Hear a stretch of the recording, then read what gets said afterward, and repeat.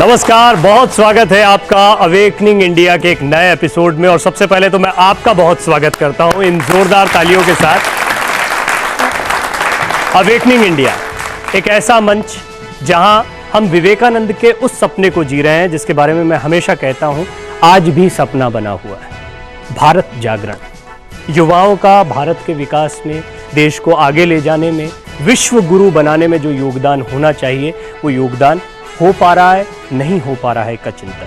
अभी तक जितने एपिसोड्स किए हैं या अवेकनिंग इंडिया हमारे इस कार्यक्रम की जो यात्रा रही है उसमें एक बात तो बहुत साफ है, हम जानते हैं विवेकानंद जी के सपने के बारे में, समझते भी हैं कुछ कुछ, लेकिन शायद जी नहीं पा रहे, जिसकी हमें बहुत ज़्यादा ज़रूरत है। और हमारी कोशिश, अलग अलग मेहमान, गणमान्य मेहमान हमारे साथ इस मंच पर जुड़ते हैं, वो अपने विचार रखते हैं और बताते हैं कि आज किस तरह से अवेकनिंग इंडिया का ये सपना साकार किया जा सकता है। विवेकानंद के विचार अपने उद्गार के समय जितने मौजूद थे उतने ही मौजूद आज भी। आज हमारे साथ दिनेश कुमार जी मौजूद हैं। सबसे पहले तो तालियां बजाकर, जोरदार तालियों के साथ दिनेश जी का स्वागत। एक लंबा परिचय मैं दिनेश जी का यहाँ पर दे सकता हूँ, लेकिन खुद दिनेश जी ने मुझसे कहा कि आप मुझे सिर्फ आध्यात्मिक चिंतक कहिए।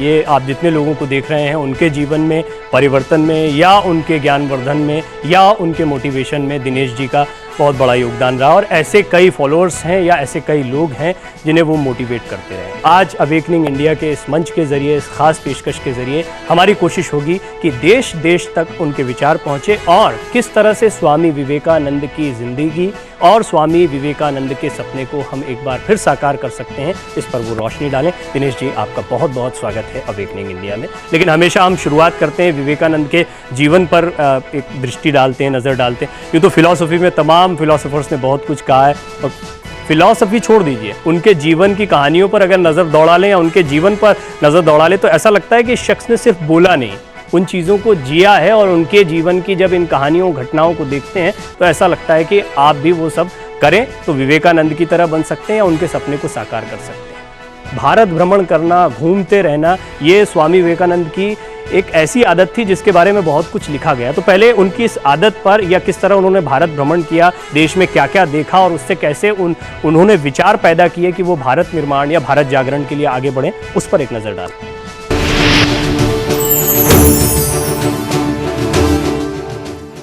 स्वामी विवेकानंद बड़े निडर थे, साथ ही वे करुणामय भी थे। भारत परिक्रमा के दौरान अपने देशवासियों के प्रति उनका प्रेम एवं करुणा पूर्ण रूप से जागृत हो उठी। एक परिव्राजक साधु के रूप में पूर्व से पश्चिम, उत्तर से दक्षिण संपूर्ण भारत का उन्होंने भ्रमण किया। भारत एक बड़ा देश है, इसमें विभिन्न धर्मों, जातियों एवं संप्रदायों के लोग रहते हैं। स्वामी जी उन सबको देखना, उन्हें समझना चाहते थे। उन्होंने बर्फ से ढके पहाड़ों पर चढ़ाई से लेकर मैदानों के बीच सफर तक सब किया।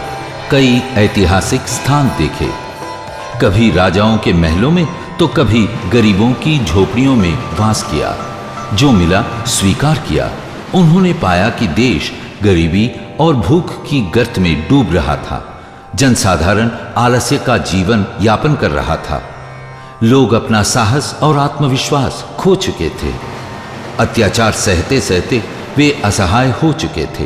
ये देखकर स्वामी जी का हृदय पीड़ा से कराह उठा। गौरवशाली अतीत का भारत, महान ऋषियों मुनियों का भारत, वीर योद्धाओं का भारत आज कितना पतित हो चुका था। मेरे भारत का पुनरुत्थान कैसे होगा? इस चिंता में उन्होंने कई रातें बिता दी। इस चिंता को मन में लिए वे भारत के अंतिम छोर कन्याकुमारी तक गए। तैरकर वे समुद्र के बीच स्थित एक शिला पर पहुंचे। हे ईश्वर, मुझे क्या करना होगा? मुझे दिशा दिखाओ, मेरा मार्गदर्शन करो। स्वामी जी गहन ध्यान में डूब गए। 3 दिन 3 रात तक वे ध्यानस्थ रहे और अंत में उन्हें उत्तर मिल ही गया। वे उठ खड़े हुए। अमेरिका के शिकागो शहर में एक विश्व स्तर की धर्म महासभा होने जा रही थी, जिसमें विभिन्न धर्मों के प्रतिनिधि भाग लेने वाले थे। भारतीय छोर की अंतिम शिला पर मुझे राह मिल गई। मैं वहां जाऊंगा और उन्हें भारत के सनातन धर्म के बारे में बताऊंगा। जो मैं जानता हूं उन्हें बताऊंगा और जो वे जानते हैं उनसे सीखूंगा। हमारे लोगों ने अपना आत्मविश्वास ही खो दिया है मैं उनके लिए वो आत्मविश्वास लेकर लौटूंगा। मैं जा रहा हूं, पर जब मैं लौटूंगा तो मेरे करोड़ों देश भाई जागृत हो उठेंगे। 31 मई 1893 को स्वामी विवेकानंद अमेरिका के लिए रवाना हुए।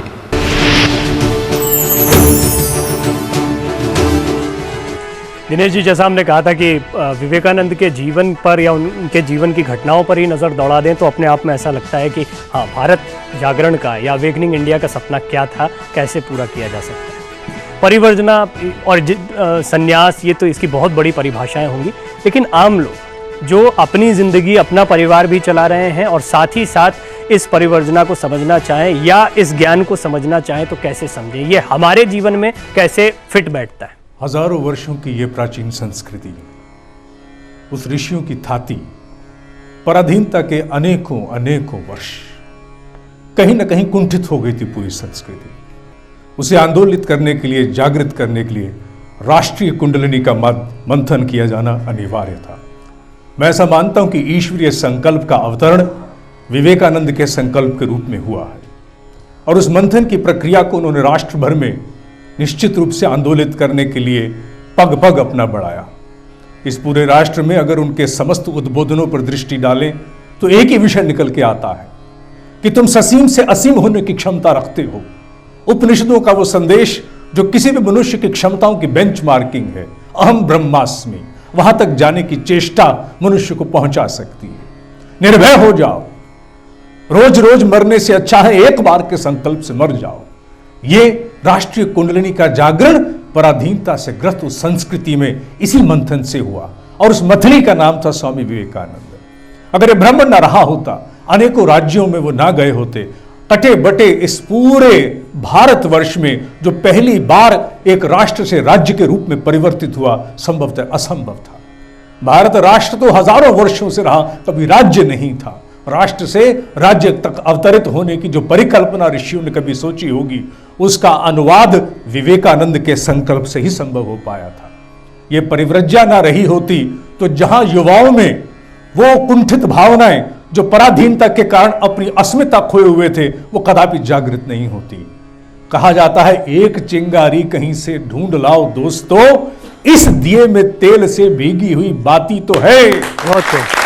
और इसी राष्ट्र में वो समूची क्षमता तेल से भीगी बाती थी जिसे प्रज्वलित करने के लिए एक चिंगारी का अवतरण हुआ। क्या ये कहा जाए कि यहाँ जितने लोग मौजूद हैं उन सब में एक विवेकानंद मौजूद है? विवेकानंद का अपना कहना है कि उठो, जागो, तुम में वो संभावनाएं उपस्थित हैं जो पूरे विश्व को बदल सकती हैं। और हर जीव में मनुष्य ईश्वर का वो समूचा अंश लेकर के आया है, जिसे आज का क्वांटम साइंस स्थापित करता है कि सारी सृष्टि एक होलोग्राम है, परिपूर्णता है, पूर्णता से पूरी तरह से पूरित है। हर जीव में वो क्षमताएं निहित हैं। एक एक में विवेक है, जो चाहे उसका आनंद लेकर विवेकानंद की पूर्ण प्राण प्रतिष्ठा कर। क्या बात, बहुत खूब। अब एक इंपॉर्टेंट बात यह कि इस चीज को पढ़ा भी और विवेकानंद ने भी कुछ इसी तरह की बात कही कि आपके अंदर भी है, अगर ऐसे 150 विवेकानंद भी पैदा हो जाएंगे तो भारत जागरण का सपना पूरा हो जाएगा। एक आदमी अपनी जिंदगी जीते हुए इस परिव्रज्या को कैसे समझे, जैसा मैंने शुरुआत में आपसे सवाल किया कि हम लोग इसे अपने जीवन में कैसे अप्लाई कर सकते हैं, इस मिशन का, इस अभियान का हिस्सा कैसे बन सकते हैं? सबसे पहला शुभारंभ तो मनुष्य के अपने ही भीतर के देवालय में होता है। कहीं असुर देवासुर संग्राम कहीं घटता है कि नहीं घटता है, लेकिन निश्चित रूप से देवासुर संग्राम मनुष्य के अंतःकरण में होता है। नाना प्रकार की विषमताएं, नाना प्रकार की विपरीत परिस्थितियां सदा से रही हैं, लेकिन जहां विवेकानंद की ज्योति प्रचंड होती है, मनुष्य समस्याओं से हारने के लिए नहीं, जूझने की बात सोचता है। आज भगौड़िक मानसिकता के हम ग्रास बन चुके हैं। हम समाधान चाहते हैं ऐसे जिसमें हमें जूझने से बचा लिया जाए। विवेकानंद ने जूझने के लिए तत्पर किया था कि मनुष्य अगर दुस्साहस से जूझने के लिए तत्पर हो जाएगा तो समस्याओं के आकार उतने बड़े हैं नहीं जितने प्रतीत होते हैं। किसके जीवन में समस्याएं नहीं हैं? सबके जीवन में समस्याएं हैं। देखना यह है कि खड़क सिंह के खड़कने से खड़कती हैं खिड़कियां या खिड़कियों के खड़कने से खड़कता है खड़क सिंह। यही विवेकानंद का संदेश। क्या बात, बहुत खूब। ये तो बात सही है दिनेश जी की सब अगर अपनी ताकत को जानना शुरू करें तो सबके अंदर वो देवत्व होता है, लेकिन धीरे धीरे उस पर मोटी परतें चढ़ती जाती हैं। चाहे वो जैसा आपने कहा कि भौतिकवाद जो आजकल बहुत पनप रहा है, अपने परिवार की चिंता है, अपनों के बारे में जो संकीर्णता है या परिवार का जो दायरा है उसकी, ऐसी कई परतें हैं वो इतनी मोटी हो चुकी हैं कि उसके नीचे से उस देवत्व को निकालना ज़रा मुश्किल से लगता है। दो चीज़ें इसमें बड़ी इंपॉर्टेंट है। कभी जो हम रिपोर्ट में देख रहे थे आत्मविश्वास का जिक्र स्वामी विवेकानंद ने किया था कि सोया हुआ आत्मविश्वास जगाने की ज़रूरत है और उसके लिए इच्छा शक्ति बहुत ज़रूरी है। इच्छा शक्ति यानी विल पावर, ये सबसे पहले तो होता क्या है इसको समझना बहुत ज़रूरी है। विल पावर को आप कैसे जगा सकते हैं और वो कैसे उस खोए आत्मविश्वास को पाने में आपकी मदद करेगा, जिसका जिक्र स्वामी विवेकानंद कर रहे थे। इस पर हम बातचीत करेंगे, लेकिन उससे पहले एक छोटा सा ब्रेक यहाँ पर लेना है। ब्रेक पर जाने से पहले हमेशा की तरह स्वामी विवेकानंद के एक सशक्त विचार के साथ आपको छोड़े जा रहे हैं।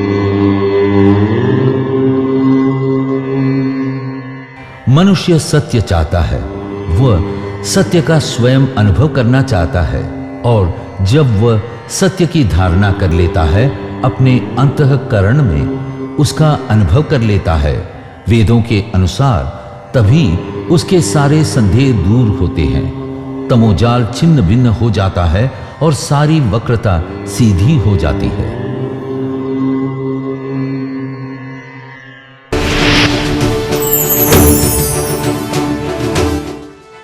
ब्रेक के बाद अवेकनिंग इंडिया में एक बार फिर आपका स्वागत है। दिनेश कुमार जी हमारे साथ बने हुए हैं और इस माइक का मतलब है कि अब बारी है यहाँ पर मौजूद तमाम लोगों के सवाल पूछने की, लेकिन फटाफट उससे पहले आखिरी मौका होता है कि मैं भी एक सवाल पूछ लूँ। और ब्रेक से पहले जैसा हम बात कर रहे थे सत्य की बात, जैसा हमने विचार में देखा कि सत्य की खोज बहुत महत्वपूर्ण है, और जैसा आपने ब्रेक से पहले कहा सत्य की खोज मतलब खुद की खोज, खुद को समझना, और उसके लिए इच्छा शक्ति होना बहुत ज़रूरी है जो आपके आत्मविश्वास को बढ़ाए। सबसे पहले तो ये इच्छा शक्ति कैसे है और क्या इसकी कमी आपको लगता है कि हम लोगों में होती है?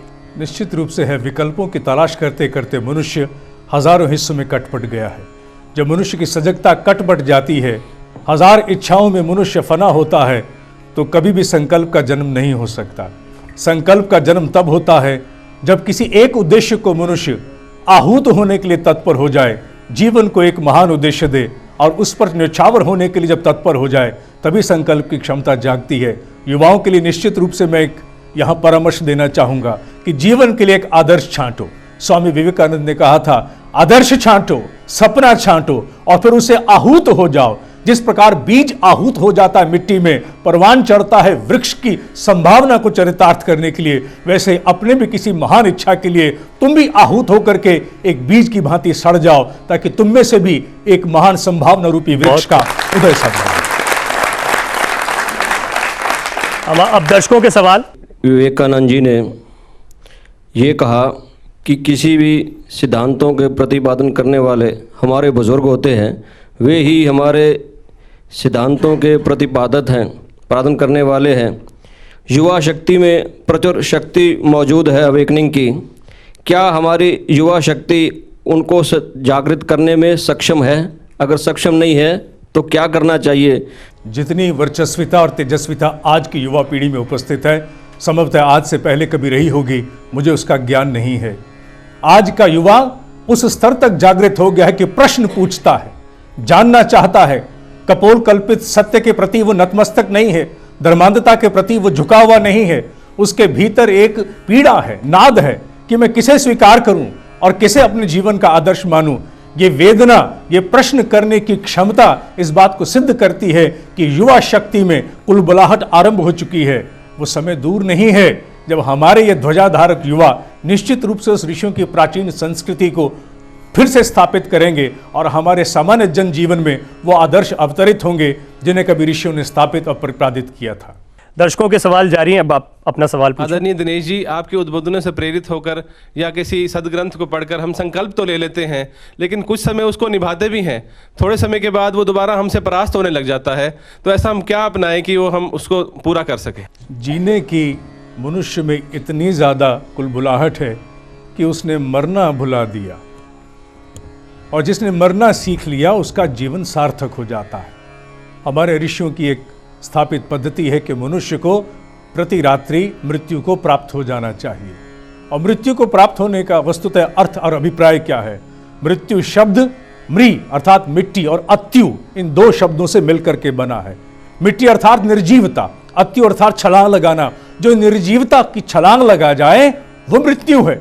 बायोलॉजिकल डेथ तो एक बार होनी है, शरीर ने तो एक बार मरना है, लेकिन वास्तविक मृत्यु जीव की यदा कदा होती रहती है। और अगर वास्तविक मृत्यु वैचारिक स्तर पर मनुष्य प्रति रात्रि प्राप्त कर ले, और मरने का सबसे श्रेष्ठ तरीका क्या है? सोने से पहले अपने उद्देश्य को याद करना और अपने उद्देश्य की आंखों में अपने आप को झांकने की कोशिश करना।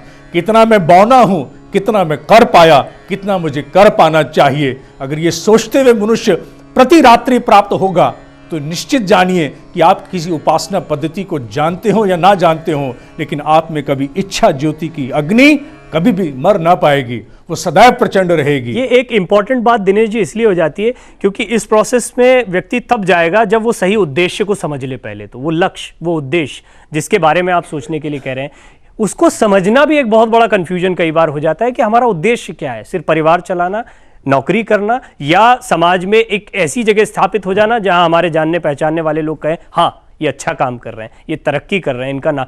हमारा असली उद्देश्य क्या है? क्या हम वो समझ पाते हैं? और अगर नहीं तो क्यों नहीं, और क्या उद्देश्य होना चाहिए हमारा? एक बहुत सुंदर हमें सूत्र ऋषियों ने दिया था, आत्मानो मोक्षार्थ जगत हिताय च, अर्थात मेरी मुक्ति हो। मुक्ति माने एक छोटे प्रकार की मानसिकता से उत्कृष्ट प्रकार की मानसिकता को मैं प्राप्त हो जाऊं। निम्न स्तर की मानसिकता से जो व्यक्ति उच्च स्तर की मानसिकता को प्राप्त होता है वही मोक्ष है, वही उसका ग्रेजुएशन है। तो मुझे प्रतिपल मुक्ति प्राप्त हो, मैं उन्नति करूं और साथ साथ मेरे माध्यम से प्राप्त उन्नति का वितरण जगत हित में हो। आत्मानो मोक्षार्थ जगत हिताय च। अगर ये सूत्र मनुष्य को समझ में आ जाता है, गहरे स्थापित हो जाता है, तो फिर बाकी विवरण हैं जो मनुष्य की अभिरुचियों से जुड़े हुए हैं कि कौन से क्षेत्र में, किस विधा में, कहां दक्षता प्राप्त की जाए और जिसके माध्यम से मोक्ष प्राप्त हो, कल्याण हो और लोगों को भी हित किया जा सके। ये तो मनुष्य को अपने भीतर जानना होगा। पहले तो अपने दिल की रजा जान जाइए, पाना क्या चाहते हो, करना क्या चाहते हो, फिर यार की निगाह जो कहे मान जाइए।